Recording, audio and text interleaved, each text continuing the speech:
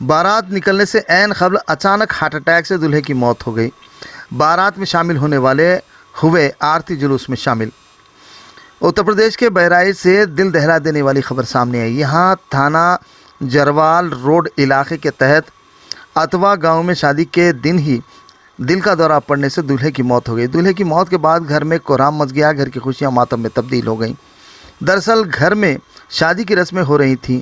दूल्हा नहाने के बाद अपनी शादी के कपड़े पहन रहा था। सर पर सेहरा बंधा जा रहा था।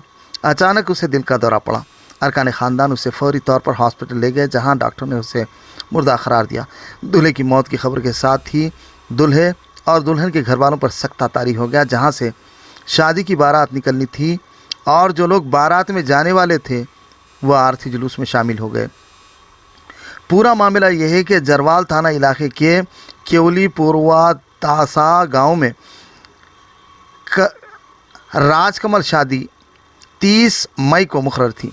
राजकमल मंगल को बारात लेकर निकलने की तैयारियां में मसरूफ़ थे और राजकमल को दूल्हे का लिबास पहनाया जा रहा था कि अचानक उन्हें दिल का दौरा पड़ा।